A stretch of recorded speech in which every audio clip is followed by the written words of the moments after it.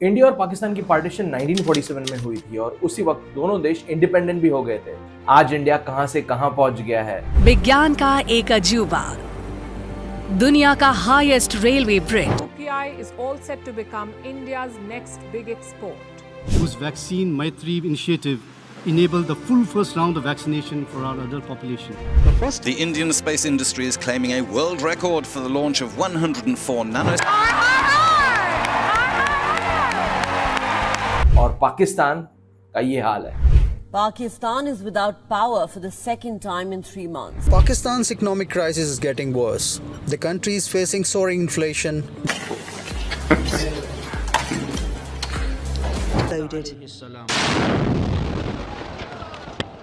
Police say 12 heavily armed attackers unleashed an array of sophisticated. आज पाकिस्तान के पास ऐसा क्या है जिसे देखकर वो प्राउड फील कर सकते हैं।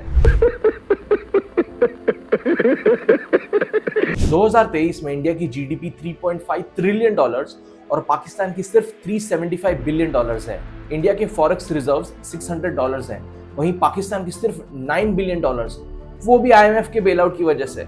करंटली इंडिया दुनिया की 5th लार्जेस्ट इकोनॉमी है और वहीं पाकिस्तान की 41st पोजीशन है। इंडिया को एक सिस्टमैटिकली इंपॉर्टेंट इकोनॉमी माना जाता है। इंटरनेशनल मीडिया हाउसेस और वर्ल्ड लीडर्स ने इंडिया को कई नाम दिए हुए हैं। Land of opportunities, future of the world, next super power भी कहा गया है। इसीलिए इंडिया G20, ब्रिक्स जैसे एसोसिएशंस का मेंबर भी है। वहीं पाकिस्तान का ये हाल है कि हम चाय की एक एक प्याली 2-2 प्यालियां कम कर दें।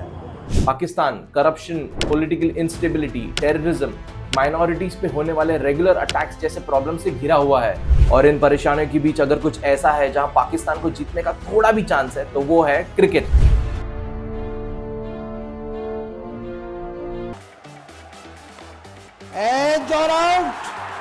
आज एक ऐसा वक्त आ गया है कि क्रिकेट ही एक ऐसा जरिया है जिससे वो दुनिया में नाम कमा सकते हैं और एक आम पाकिस्तानी को लगता है कि सिर्फ क्रिकेट ही उनकी सब प्रॉब्लम्स का सॉल्यूशन है।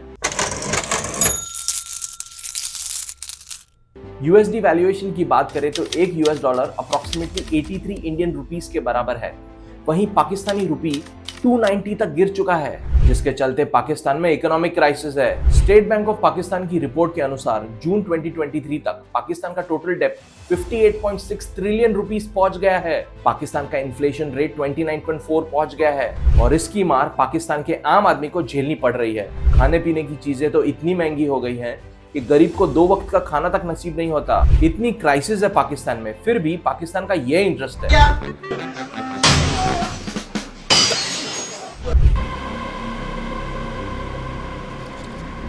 स्टेबल इकोनॉमी का एक इंपॉर्टेंट फैक्टर स्टेबल गवर्नमेंट है, लेकिन पाकिस्तान में 1947 से लेकर आज तक किसी गवर्नमेंट ने अपना पूरा टर्म कंप्लीट ही नहीं किया है, जिसकी वजह से इंटरनेशनल कंपनीज पाकिस्तान पर ट्रस्ट फैक्टर्स बिल्ड ही नहीं कर पा रहे हैं। इसके चलते पाकिस्तान में फॉरेन इन्वेस्टमेंट्स आ ही नहीं पा रहे हैं। नए इन्वेस्टमेंट्स नहीं आ पाते तो नए जॉब अपॉर्चुनिटीज का बनना ऑलमोस्ट डिफिकल्ट हो जाता है। ऐसा प्रेडिक्ट किया जा रहा है कि पाकिस्तान का अनएम्प्लॉयमेंट रेट 2023 के एंड तक 6.8 तक पहुंच जाएगा। और वहीं अगर हम इंडिया की बात करें तो इंडिया एक स्टेबल इकोनॉमी है। इंडिया सक्सेसफुल रही है फॉरेन इन्वेस्टमेंट्स को अट्रैक्ट करने में और ये हम इंडियंस को बहुत एनकरेज करती है। क्योंकि कैसे अभी इंडिया इसी फील्ड में एक बड़ा काम कर, जैसे एप्पल ने अप्रैल 2023 में इंडिया में 2 बड़े फ्लैगशिप स्टोर्स ओपन किए हैं। आईफोन 15 पूरी तरह से इंडिया में मैन्युफैक्चर हुआ है। एप्पल कुछ सालों में इंडिया में अपनी इन्वेस्टमेंट्स को डबल या ट्रिपल कर सकता है to reduce dependency from China. Tesla India में 2 बिलियन इन्वेस्ट करने वाला है। Tesla is also looking to start a car factory जो एनुअली 5 लाख ईवी मैन्युफैक्चर कर सकती है। US based telecommunication company Verizon telecom ने इंडिया के आईटी जायंट HCL टेक्नोलॉजी से भी 2.1 बिलियन का अग्रीमेंट किया है। इन फॉरेन इन्वेस्टमेंट्स की वजह से इंडिया का जॉब मार्केट बहुत बढ़ने वाला है, लेकिन पाकिस्तान के टीवी चैनल्स पर ये चल रहा है। कंपैरिजन होना चाहिए between Virat and Babar Azam as batsman. Recently India के प्राइम मिनिस्टर नरेंद्र मोदी जब यूएस गए थे तो उनका ग्रैंड वेलकम हुआ था। तब इंडिया और यूएस के बीच टेक्नोलॉजी, डिफेंस और क्लीन एनर्जी से रिलेटेड कई अग्रीमेंट्स भी साइन हुए थे। वहीं 2018 में एक्स पाकिस्तानी पीएम शाहिद खकन अब्बासी को न्यूयॉर्क एयरपोर्ट पे सिक्योरिटी चेक के दौरान अपने कपड़े तक उतारने पड़ गए थे और इस सिचुएशन की वजह से पाकिस्तान की पूरी दुनिया में बहुत बेइज्जती हुई थी। पाकिस्तान के टेररिस्ट ग्रुप लश्कर-ए-तैयबा ने मुंबई में 26/11 के टेररिस्ट अटैक भी किए हैं और यूएस के 9/11 अटैक्स के पीछे अल-कायदा का हाथ था, जिसके टेररिस्ट कैंप्स भी पाकिस्तान में बेस्ड थे। ओसामा बिन लादेन को यूएस आर्मी ने पाकिस्तान में ही ढूंढ के मारा था। पाकिस्तान की वर्ल्ड वाइड इमेज बहुत खराब हो चुकी है और पाकिस्तानियों को डाउटफुल नजरों से देखा जाता है और ये इन पाकिस्तानियों को बहुत चुभता है। जाते हैं जिस तरह हमारी चेकिंग होती है, I can't tell you. Image improve करना तो दूर, पाकिस्तानी लोग ये बोल रहे हैं, नमक बंद कर देना तुम्हारा तो आधा हिंदुस्तान सिर्फ जहर से मर जाए इंशाल्लाह।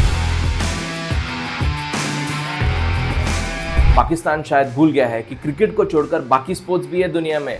1948 ओलंपिक्स से लेकर 2020 ओलंपिक्स तक पाकिस्तान ने सिर्फ 10 मेडल्स जीते हैं, वहीं इंडिया ने 35 मेडल्स अपने नाम किए हैं। इंडिया कंसिस्टेंटली ओलंपिक्स में मेडल्स जीत रहा है। क्रिकेट के अलावा India hockey, football, tennis, kabaddi, chess, archery, boxing, shooting, Asian games, Commonwealth games सभी जगह अच्छा परफॉर्म कर रहा है। लेकिन पाकिस्तान का इतना बुरा हाल है कि 1992 ओलंपिक्स के बाद उन्होंने एक भी मेडल नहीं जीता है।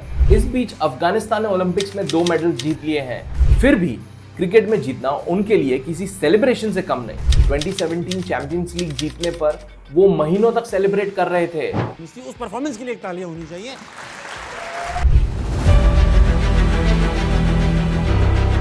आज इंडिया स्पेस रेस में बहुत आगे पहुंच गया है। इंडिया की स्पेस एजेंसी इसरो ने 2014 में अपना स्पेसक्राफ्ट मंगलयान लॉन्च किया था, जिसने मार्स पर सक्सेसफुली एंटर किया था, वो भी फर्स्ट अटेम्प्ट में। जून 2023 को चंद्रयान 3 मिशन सक्सेसफुली लॉन्च हुआ था, जिसके ऑब्जेक्टिव्स मून पर सेफ लैंडिंग करना और वहां एक्सपेरिमेंट्स कंडक्ट करना था। इस पर पाकिस्तान के former science minister Fawad Chaudhry ने कहा, इतने पापड़ बेलने की क्या जरूरत है? अरे साला तुम लोग पागल है क्या? इंडिया की इसरो 1968 में स्टार्ट हुई थी और पाकिस्तान की स्पेस एजेंसी सुपार्को 1961 में। फिर भी इंडिया ने 200 से ज्यादा स्पेसक्राफ्ट, मिसाइल्स और सैटेलाइट मिशंस लॉन्च किए हैं और पाकिस्तान के सुपार्को ने आज तक सिर्फ 5 मिसाइल्स लॉन्च किए हैं और वो स्पेस रेस में कहीं पर भी नहीं है। लेकिन पाकिस्तान और पाकिस्तानियों को क्रिकेटर से फुर्सत ही नहीं मिल रही है। क्या कहा? Leg before wicket. Leg before wicket क्या होती है? 1950 में बॉर्न हुए शाहिद खान पाकिस्तान के सबसे बड़े इंडस्ट्रियलिस्ट हैं। इनका नेटवर्थ सिर्फ $12 बिलियन है। वहीं इंडिया के रिलायंस इंडस्ट्रीज लिमिटेड के मुकेश अंबानी की नेटवर्थ $90 बिलियन है। और हाँ, यहाँ हम गौतम अडानी और रतन टाटा की बात भी नहीं कर रहे, नहीं तो पाकिस्तान और इंडिया के बीच इनकम गैप इतना बड़ा हो जाता जो शायद नंबर से भी मेजर नहीं हो पाता। तू समझा? हाँ। नहीं, तू समझा? Rich Indian culture, heritage, Indian art forms और कई ऐसे एरियाज हैं जिसमें हम भारतीयों का योगदान है। अगर हम क्रिकेट में हार भी जाएं तो भी हमें लाइफ में करने के लिए बहुत कुछ है। एक आम पाकिस्तानी सिटीजन को लगता है कि अगर पाकिस्तान आईसीसी इवेंट्स जीत जाए तो उनके सारे प्रॉब्लम्स के बीच उन्हें खुशी मनाने का मौका मिल सकता है और इसी उम्मीद से पाकिस्तानी स्टेडियम की एक्सपेंसिव टिकट्स खरीदते हैं और सब काम छोड़कर क्रिकेट देखने बैठ जाते हैं। इसीलिए पाकिस्तान के लिए क्रिकेट में जीतना is a matter of life and death. इस वीडियो को बनाने के पीछे हमारे 3 मेन ऑब्जेक्टिव्स हैं। हमें प्राउड होना चाहिए कि आज हम एक ऐसे स्टेज पर हैं जहां क्रिकेट ही नहीं बाकी फील्ड्स में भी हम अच्छा कर रहे हैं, तो हमें क्रिकेट ही नहीं बाकी अचीवमेंट से भी खुशी मिलती है। आज हम इंडियंस के पास डायरेक्शन है, एम है, देश और दुनिया को कैसे बेहतर बनाया जाए, वर्ल्ड प्रॉब्लम्स को कैसे सॉल्व किया जाए, ऐसा माइंडसेट है। क्रिकेट में जीतना हमें भी अच्छा लगता है, लेकिन क्रिकेट ही नहीं, हम सब एरियाज में दुनिया में टॉप करना चाहते हैं। तो क्या पाकिस्तान के पास ऐसा कुछ है जिसे देखकर वो प्राउड फील कर सकते हैं? शायद इसका जवाब पाकिस्तान को खुद ढूंढना है। शेयर दिस वीडियो ताकि दुनिया को पता चले कि क्रिकेट ही नहीं बाकी फील्ड्स में भी पाकिस्तान को इंडिया से कम्पीट करना है।